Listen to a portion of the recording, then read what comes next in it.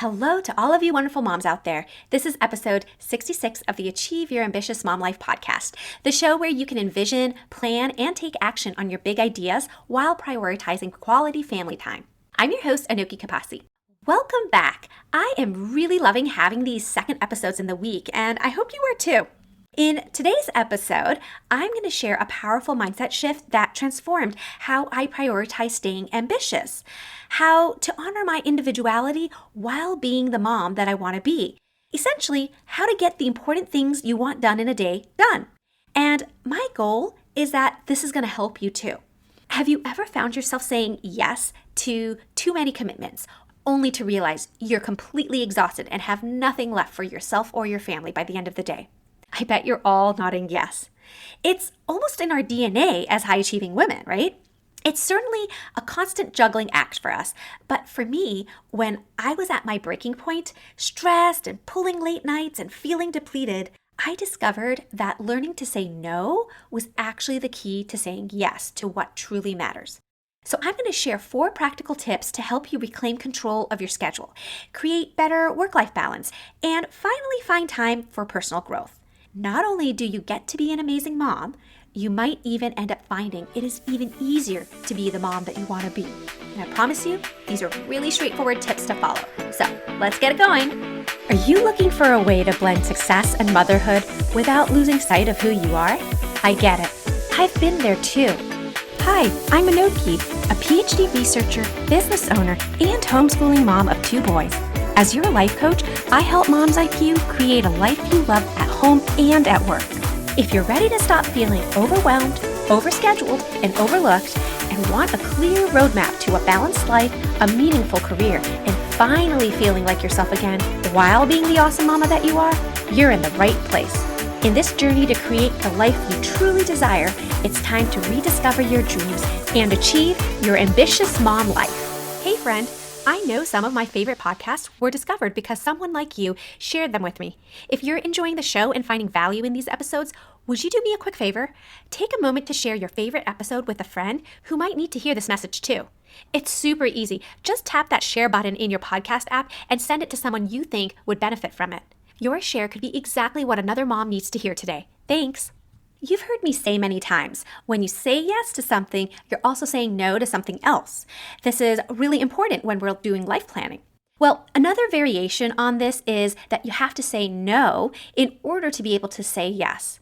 And that's true because when you're deciding how to spend your time or what to focus on, then that means that you're actively not spending your time doing something else or not focusing on something else. So for example, when you check emails during dinner, you're saying no to being fully present with your family. And I don't recommend it. I know because that used to be me. So of course, many of us would like to think of ourselves as multitaskers. And maybe you think that is how you have come to become a high achiever.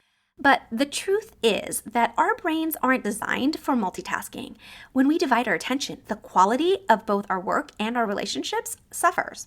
So this is going to be a powerful mindset shift that can change how we manage our busy schedules and start organizing our lives. I understand saying no is challenging, especially for ambitious, high-achieving women like us. We're kind of wired to make progress all the time, to take on challenges, and to continually grow. So when we say no, it kind of feels like we're saying no to opportunities and that we're failing parts of our identity. Or worse, maybe we're disappointing other people in our lives. So many of us are natural people pleasers, and that's why we struggle with boundaries and perfectionism. Mastering the art of saying no is really important because without it, we remain overwhelmed and exhausted and drowning in responsibilities. I think you can relate to that because it's probably how you feel right now. We lose control of our time and by extension, our day and then our life. And that's when we struggle to find moments for ourselves. And unfortunately, our dreams also stay permanently on hold. Instead, by saying no to activities that don't truly serve us, we create space for what truly matters. Things like our goals, our individuality and growing that, and meaningful family time. So for me, this was a life-changing mindset shift because years ago, I would pull late nights and all-nighters even. I said yes to everything, and I was really trying to do everything for everyone. And so in turn, I was stressed and it began affecting my energy and even my health. I mean, I was losing hair, I felt fatigued all the time, and you could see these bags under my eyes, and it even affected one of my pregnancies. So this was my wake-up call. I realized I was depleting myself completely, with nothing left for me or those who mattered most to me. Now, many ambitious women get caught in this cycle. Our drive to achieve and learn can lead us to overcommit. We blur boundaries and then we sort of chase that impossible perfection. So learning to say no becomes a powerful skill. It's a skill because you have to learn it, right? It's not natural to us. And that's what I plan to do for the rest of this episode, to teach you how to be able to do that. I realized that I was maybe doing less, but by being intentional with my energy, I was much more effective at the things that I said yes to. And so overall, the effect was that it seemed like I was actually getting more done. And I probably was. So I'm going to be sharing 4 tips today on how to be able to say no so you can say yes to things. The first 2 points are going to be high-level things that you can do. And then the last 2 points are going to be super tactical and specific. So the first tip is to tap into the power of journaling so you can start reflecting. Journaling is a systematic way to communicate with yourself, and it helps you process what's weighing on your heart and your mind.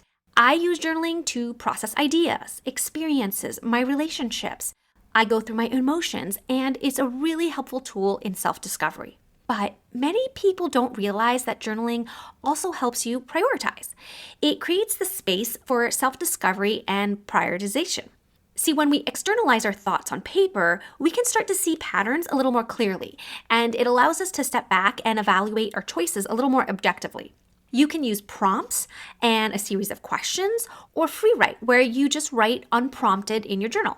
So while you're journaling and reflecting, you can look at your busy schedule and start honestly asking yourself, do all of these commitments add meaning and value to my life?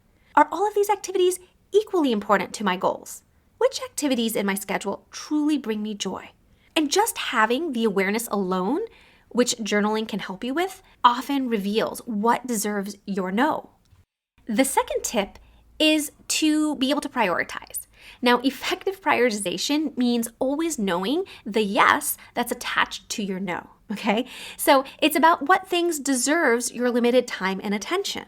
When you have clarity about your priorities through life planning, decisions really become a lot easier. You're no longer saying no arbitrarily. You're saying no to make room for something much more important to you. So first ask yourself, which is more important to me, this request or what I would otherwise do with that time? Life planning is the key tool for answering this question effectively. A comprehensive life plan serves as your decision-making filter, and it provides clarity on your values and your goals and your vision across so many different domains of your life. It is going to provide clarity on your values, your goals, your vision. And so this becomes your personalized roadmap for making decisions about what deserves your time. When you say no based on your life plan, what you're going to gain is this relief from constant decision fatigue. You're going to gain clarity as your whole life comes into focus all of a sudden. You're going to have confidence that your choices align with your authentic self. So I have 2 more tips for helping you to say no, but I want to talk a little bit more about life planning as a discernment tool when you're having trouble sort of wading through the noise of your busy schedule and you're struggling to prioritize what truly matters. If you're an ambitious mom who finds herself saying yes to everything, only to realize that you've said no to your own needs and goals in the process, I want to be able to help you. When you work with me through one-on-one coaching, I'm going to guide you through creating a personalized life plan that serves as your decision-making filter. Our first coaching hour is a self-discovery assessment, and it's kind of like a verbal journal where I extract thoughts buried deep within you that may have been forgotten even. And so taking a holistic approach, we really explore different angles of who you are. My clients often describe the self-discovery assessment as sort of dusting off parts of themselves that they hadn't thought about in years since becoming mothers. And so being able to reconnect with themselves is not only an enjoyable process, but it can also be kind of emotional. It's like reuniting with an old friend in a private, safe place. And so then following our session, I create a custom self-discovery profile that becomes the foundation for building your life plan. And then once you have your life plan, you'll be able to identify what's truly important to you so that you can confidently say no to the things that don't align with your vision. And so this process is going to give you the boldness and clarity to make different choices, even when you're tired. It's going to help you feel like yourself again instead of constantly being on for your family and for your business and for everyone else. We are going to be able to create practical strategies to reclaim control of your time and your energy. And just imagine the relief of having such a powerful framework at your fingertips.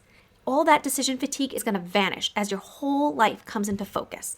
So if this process sounds exciting to you, or you just want to learn more about what I'm talking about here, then book your free exploratory call using the link in the show notes. It's time to say yes to what truly matters to you, and I'd love to be the one to help you do it. So the third tip is to visualize. This is where you're actually putting a visual to all of your commitments, right? You're going to get a clear picture of your current commitments, and then you start thinking, what does saying yes to something new look like? What is that going to actually mean for your schedule? Now, our minds often underestimate time commitments, especially when they're abstract. When we can see our commitments visually, it makes the reality of our limited time a little more concrete, and it helps us make these better decisions. So to create this visual representation, you could maybe use a vision board, or maybe you can map it out in a chart, or even in your schedule, right? When you're faced with a new request, physically map it out and see what it looks like in your schedule, and then start thinking about what you would need to displace in order to accommodate that new request. And we're actually already dealing with this in our family, as our children are working on how they want to spend their days. Especially through homeschooling, we really give our kids a lot of autonomy in what they want to pursue and how deeply they want to engage in their passions and finding friends that they want to hang out with and things like that. Well, my older son wanted to do travel soccer last fall, but during that time, he was also training for his black belt in karate. And the black belt training was already really demanding. It's super intense and pulls a lot of your time. Because he was on the younger side, it also required my time and attention. Many of his classmates that were testing were actually in middle school and high school. So a lot of the requirements kind of fit that age group.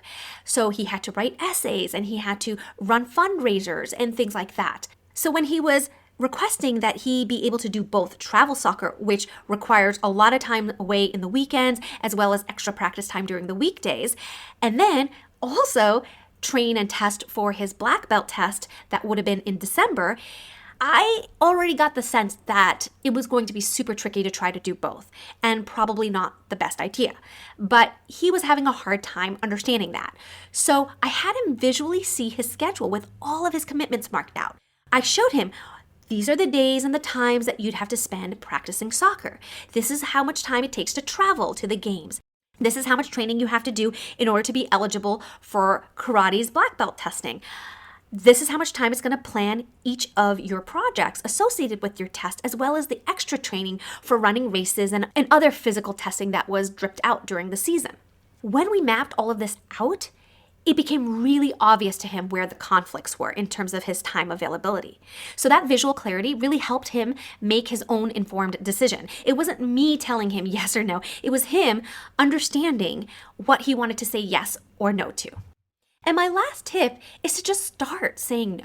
Starting is about taking that first, often difficult step of saying no. I know it's really hard sometimes because for all those reasons I mentioned earlier, it kind of feels like we're being selfish or we're letting other people down.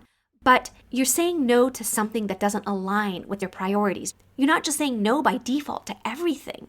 You're being intentional about that no so you can be intentional about the yes. That first no is often the hardest, but it creates this immediate positive reinforcement because each time you say no appropriately, you're going to gain confidence to do it again. So here's how to make it easier. Choose one low-stakes opportunity to practice saying no this week, and then notice the immediate sense of power and control that you regain in your life. Pay attention to that feeling of authorship and ownership over your time, and then start building on that momentum. Because the more that you practice that, the easier it's going to become. And then over time, you're going to develop better ways of discerning what you can say yes and no to. You are going to get better once you practice the skill repeatedly. But in order to practice the skill, you're going to have to start to use it. And remember, you can use your life plan as a guide. So as with most valuable skills, take action first, and then you continue it, and then you start refining it and improving it. As we wrap up today's episode on the power of prioritization through saying no, I hope you're feeling empowered to make more conscious choices about what deserves your limited time and energy. I want you to stop thinking of this as a method of limiting yourself. It's about opening up your schedule for things that really align with your authentic self. When you feel scattered and overwhelmed by so many commitments, well, that's a sign that you're overcommitting. You're building too many things into your schedule. And that is when you're going to want to use the strategies in today's episode. That's going to help you reclaim ownership of your time and to help you engage in self-discovery. So let me recap the 4 tips that I gave you. That is 1, reflection through journaling. 2, prioritize using life planning. 3, visualize your commitments. And 4, start with one small no. And then keep doing it and keep practicing it. And honestly, you can start today by practicing no to something that's really easy to say no to. And just test out the waters. And don't forget, your kids are watching you. So they're going to learn how to do this too. And of course, I'd love to hear how it's going for you, or if you have any questions. So share your experience with me. There's lots of ways to connect with me. Just check it all out in the show notes. Keep making those mindful choices so you can be present with your kids and so you can pursue your own interests as well, and so you can achieve your ambitious mom life. I hope today's episode will help you create time and freedom to pursue something you love to do. If you enjoy the show, please subscribe and tell other purpose-driven mamas about it. Who knows? You might even make a new friend by sharing a tip. It's all free. By the way, it would be amazing to hear what you think about the show when you leave a review on Apple Podcasts. After all, my passion is to make this a great experience for you. I'll see you next week for another episode of Achieve Your Ambitious Mom Life with Anoki Kapasi.